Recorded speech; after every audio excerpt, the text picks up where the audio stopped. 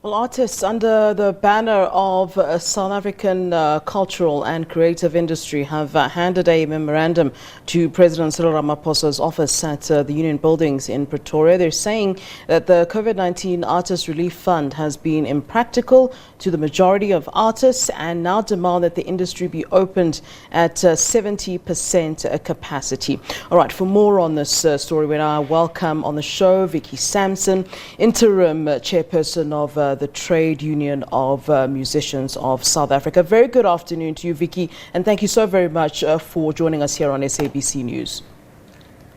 Good afternoon, Flo. Thank you for seeing us. Thank you so much. Not long ago, on this very show, we showed Minister Nathi Mthethwa on the podium giving an update on how monies will be distributed to artists, and it seemed as though this was quite a positive move. What's happened since then, Vicky? Well, to be honest, I think, both the first wave and the second wave, I think the criteria for the majority of musicians in this country who have been locked down have had no means of earning an income via many of them, actually about 90% of these artists, 80 to 90% of them, relying on their smaller venues, on the pubs, on restaurant gigs, have been completely disempowered because there's been a lack of data for once, a lack of access to internet, a lack of them actually being able to complete the forms with the criteria that was required from them. Certain things that was put in place like SARS and tax requirements from them. There's also something that has really affected badly artists from 59 and up that were not allowed to apply for this funding. So it's been a number of issues and many of them being unrealistic related to the industry and the artists in general on the ground flow. All right, so you handed a memorandum, of course, we understand, at the Union Buildings. And just, on a personal note, I'm sure that it was also quite difficult for some of the artists. I mean, as the public, we expect that, musicians, people in the arts live relatively well. So it must have been quite, I don't want to use the word embarrassing, but almost demoralizing, really, to have to get to this point of having to march to the Union Buildings. But also just really what was in this memorandum and what are some of the sort of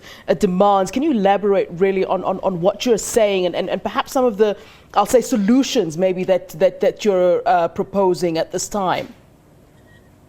Well, I think it's very important that we do try and focus on the solution, because I think we all know that what many of the problems are, and the memorandum specifically addresses situations such as the arts and entertainment and creative sector as a whole becoming partners with the Department of Arts and Culture, the partners with government, where we can sit down with them and negotiate and talk about our industry and how it's going to affect us and how it has been affecting us economically. We're all aware of the problems that we still are facing with our quotas on radio and television when it comes to South African material and music being played.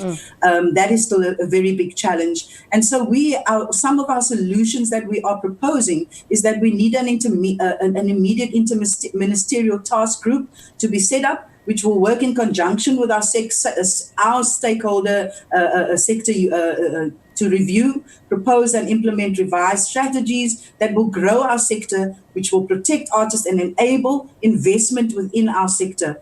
This should also include a thorough review of the Cultural Institutions Act, which in its current form is not designed in favor of the sector. We also ask for an immediate provisional tax clearance status for all our applicants with a 6-month window period so that applicants can bring their tax status in order.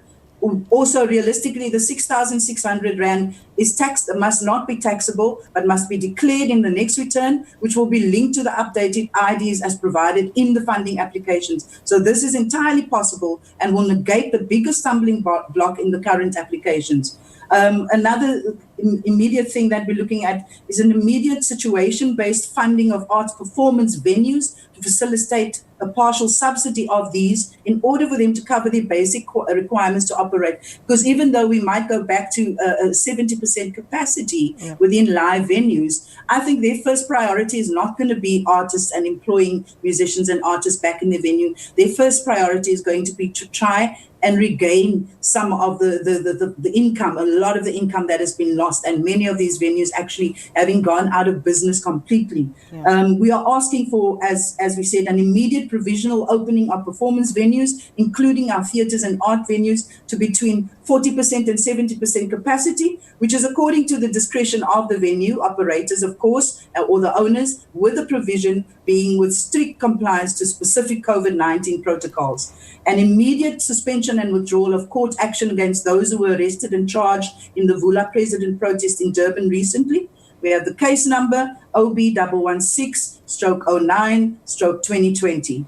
And also we would like an immediate allocation of the 1.6 billion or 1.2 billion that was allocated for the arts, sports, arts and culture, with full consultation with our sector and accounting to all art stakeholders on the allocation of that economic stimulus. So these are some of the solutions. We haven't just come with the problems, as you can see. We have, within just over a week, all the 20 organizations which were represented on this picket today, we sat and talked about, we don't want to go back to having only problems. We have to have some sort of solutions. But the biggest thing, I think, is to redress not just 26 years of a lack of real care and real commitment to structurally changing our department, our industry as a whole, because it comes from the ground up. It stems from our historic past, our history, of exclusivity, of certain people not being allowed to be certain places.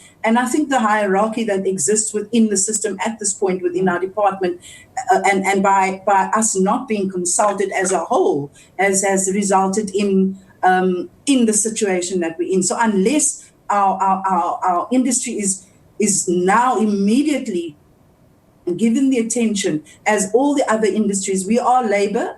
I mean, as the chairperson of TUMSA, the Trade Union for Musicians of South Africa, we are a labor union, and we are guided under the principle and the laws of a labor union under the banner of COSATU, who is our mother union. So we're looking at regulation and legislation also being put in place. Vicky, sorry, we are running out of time, but very quickly, I am set to, hopefully in this hour, speak to the DG of Arts and Culture. And what I'm going to do is say to you and give you the platform then to tell me what should be my first question as I talk to the DG from you representing the musicians. Very quickly, please, Vicky.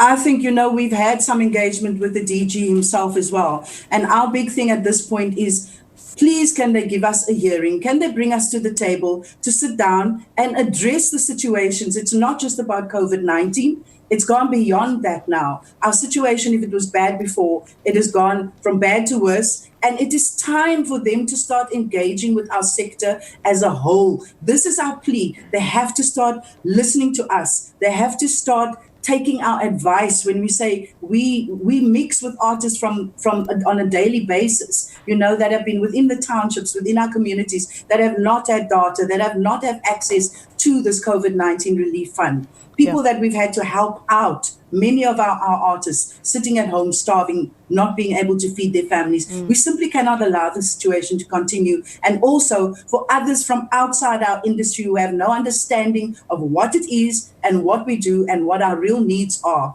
that they make decisions on our behalf. This cannot continue, Flo. All right, Vicky, thank you for giving us your time, and I'll certainly start off by posing that question, that request to the DG. Thanks for giving us your time, and we really do wish you the best of luck, and hopefully it will get to the right ears. Thank you, Vicky.